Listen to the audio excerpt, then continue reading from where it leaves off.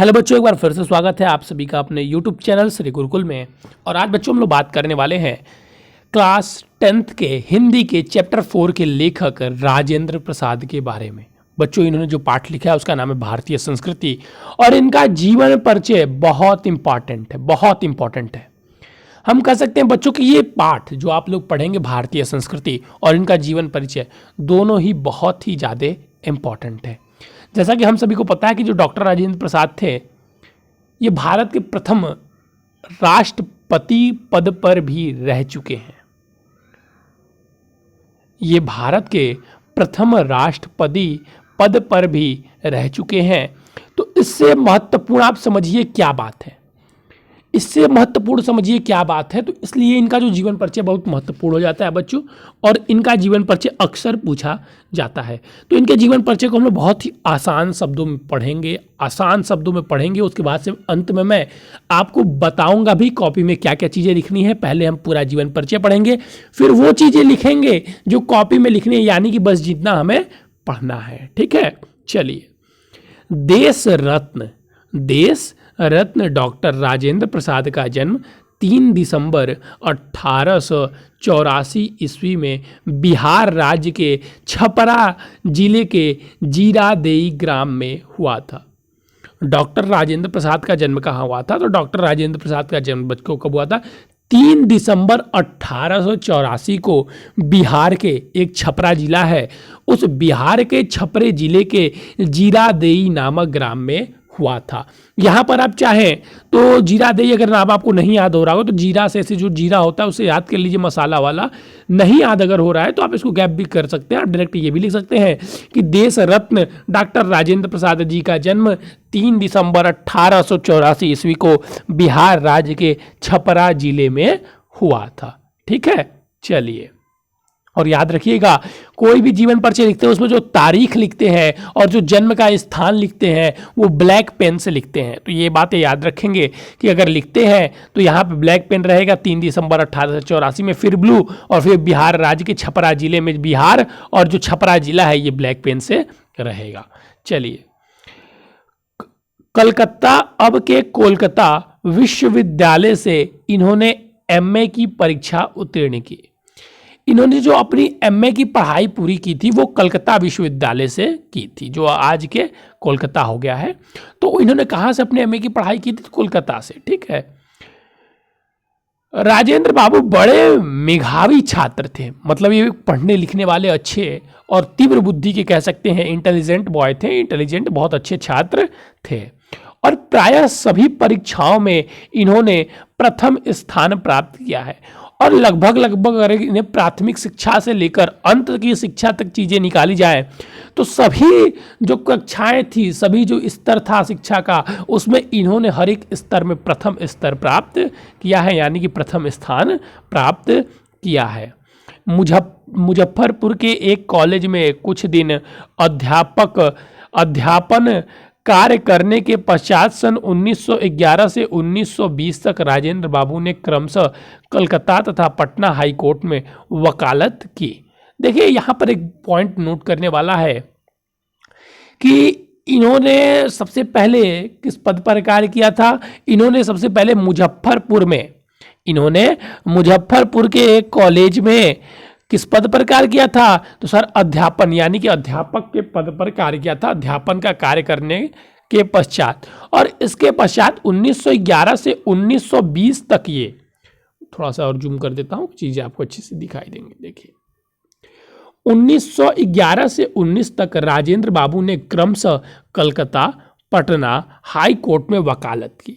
ठीक है। तो उसके बाद से 1919 से डेट अगर नहीं आपको याद होता है, बहुत कोई बड़ी बात नहीं है, इतना भी लिख सकते हैं कि इन्होंने मुजफ्फरपुर में अध्यापन पद पर कार्य किया। उसके बाद इन्होंने पटना तथा कलकत्ता हाई कोर्ट में वकालत की।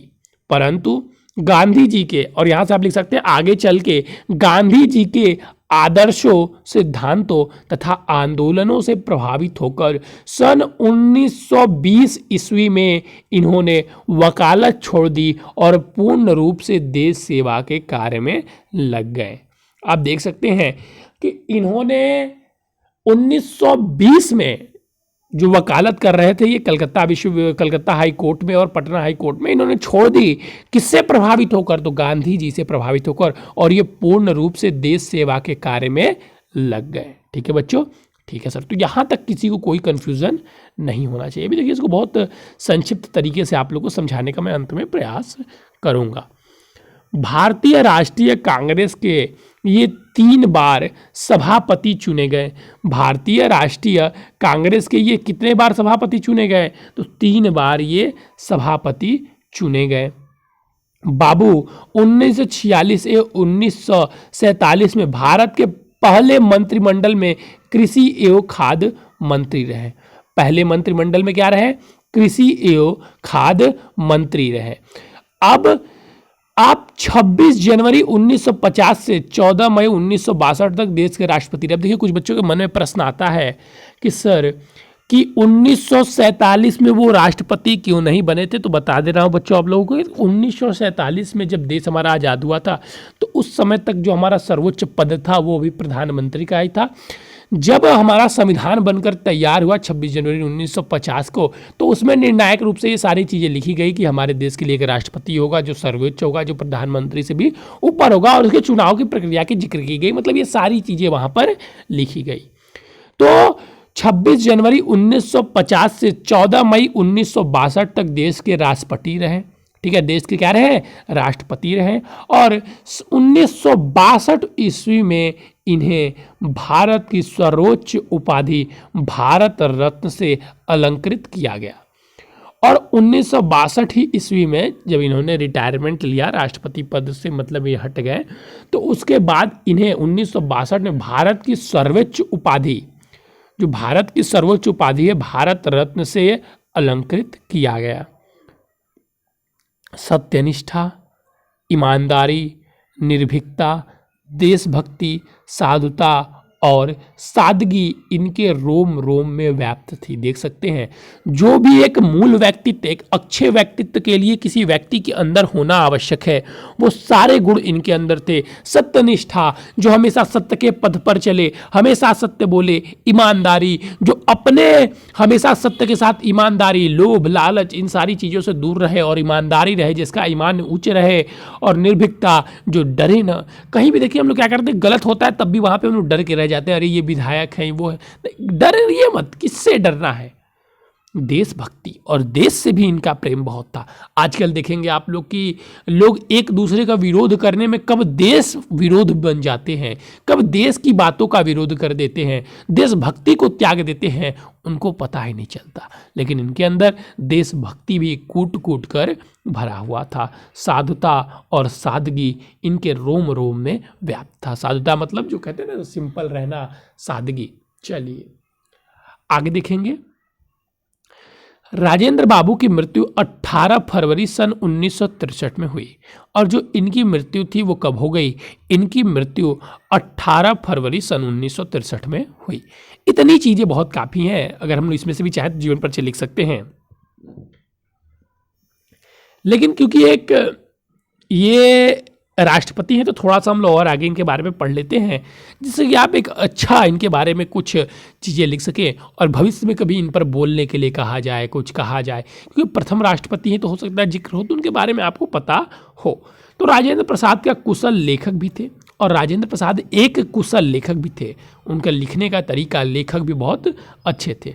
सामाजिक, शैक्षणिक एवं सांस्कृतिक विषयों पर इनके लेख बराबर निकलते रहते थे, और ये समय समय पर बराबर मतलब नियमित रूप से लेख लिखा करते थे। किन किन चीज़ों पर? तो सामाजिक, शैक्षिक और सांस्कृतिक विषयों पर लिखा करते थे। हिंदी साहित्य सम्मेलन के सभापति पद को भी इन्होंने सुशोभित किया, और हिंदी साहित्य सम्मेलन के जो सभापति एक पद होता है उसको भी इन्होंने सुशोभित किया। नगरीय प्रचारणी सभा और दक्षिण भारत हिंदी प्रचार सभा के माध्यम से हिंदी को समृद्ध बनाने में योगदान देते रहे, और हिंदी को समृद्ध बनाने के लिए ये बहुत ही नगरीय प्रचारणी सभा और दक्षिण भारत हिंदी प्रचार सभा के माध्यम से ये हिंदी को समृद्ध बनाने का भी बहुत प्रयास करते रहे। इन्होंने देश नामक पत्रिका का सफलतापूर्वक संपादन किया।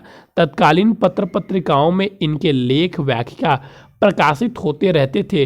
राजनीति, समाज, शिक्षा, संस्कृति, जनसेवा आदि विषयों पर इन्होंने अनेक प्रभावपूर्ण निबंधों की रचना की है। जनसेवा, राष्ट्रीय भावना एवं सर्वजन हिताय इनकी रचनाओं में अत्यंत प्रभावपूर्ण भविष्यव्यापी देखने को मिलता है। चलिए, इनकी कृतियाँ दी हुई हैं तो उसको हम लोग बाद में देखेंगे। अभी देखिए, अब इनका जीवन परिचय मान लीजिए अब आ गया लिखने के लिए, तो हम सभी को पता है कि लिखने के लिए आता है तो 2 नंबर का जीवन परिचय रहता है, 1 नंबर की रचना रहती है। 2 नंबर में सर बहुत ज़्यादा बड़ा भी नहीं लिखना है और बहुत ज़्यादा छोटा भी नहीं लिखना है। कहाँ से लिखना स्टार्ट करेंगे तो देखिए, देश रत्न डॉक्टर राजेंद्र प्रसाद जी का जन्म 3 दिसंबर 1884 ईस्वी को बिहार के छपरा जिले में हुआ था।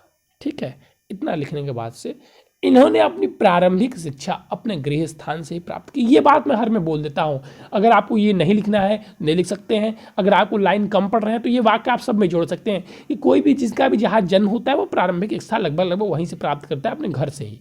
तो अपने घर से, अपने बगल के स्कूल से तो लिख सकते हैं कि इन्होंने अपनी प्रारंभिक शिक्षा अपने गृहस्थ स्थान से ही प्राप्त की, या डायरेक्ट लिख सकते हैं कि इन्होंने एमए इन्होंने कलकत्ता फिर आगे चलकर इन्होंने कलकत्ता विश्वविद्यालय से एमए की परीक्षा उत्तीर्ण की। राजेंद्र बाबू एक मेधावी छात्र थे। वे अब बचपन से ही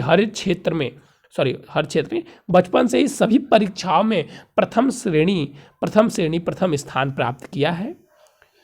आगे चलकर इन्होंने मुजफ्फरपुर के एक विश्वविद्यालय में अध्यापक के पद पर भी कार्य किया।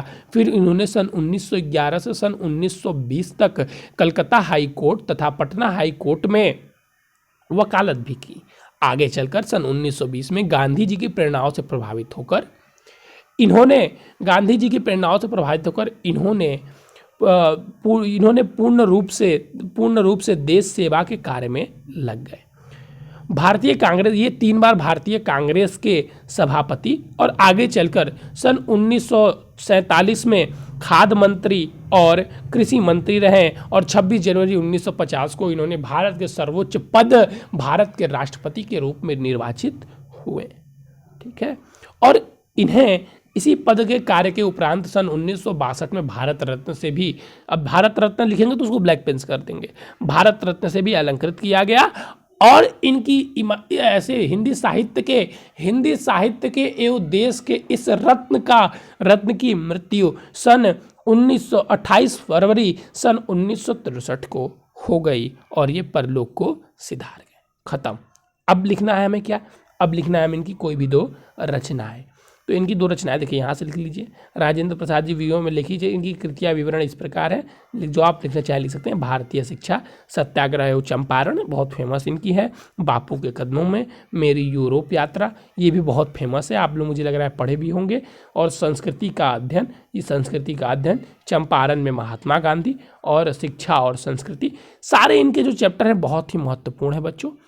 तो ये इनकी रचनाएं हैं, इनमें से 2 रचनाएं आप लिख लेंगे और इनका ये जीवन परिचय रहा। अब हम कल बच्चों इनके पाठ को पढ़ेंगे, जो कि है भारतीय संस्कृति, उसको बहुत अच्छी तरीके से हम लोग पढ़ेंगे क्योंकि वहाँ से प्रश्न आने की संभावनाएं अधिक रहती हैं। ठीक है सर, तो चलिए बच्चों, आज के लिए बस इतना ही। Thank you, have a nice day. फिर मिलेंगे नए और इंपॉर्टेंट टॉपिक के साथ। लेकिन जो बच्चे नए जुड़े हैं, मैं बता देना चाहूँगा कि हमारे इस चैनल पर क्लास 10th और 12th की हिंदी मीडियम की तैयारी बिल्कुल फ्री में कराई जाती है। अगर आप भी बच्चे करना चाहते हैं तो सबसे पहले आपको चैनल को सब्सक्राइब करना होगा और डिस्क्रिप्शन में दिए गए इस व्हाट्सअप नंबर 9532060199 से जुड़ जाना होगा। ठीक है बच्चों, चलिए बच्चों, आज के लिए बस इतना ही। Thank you, have a nice day. फिर मिलेंगे नए और इंपॉर्टेंट टॉपिक के साथ।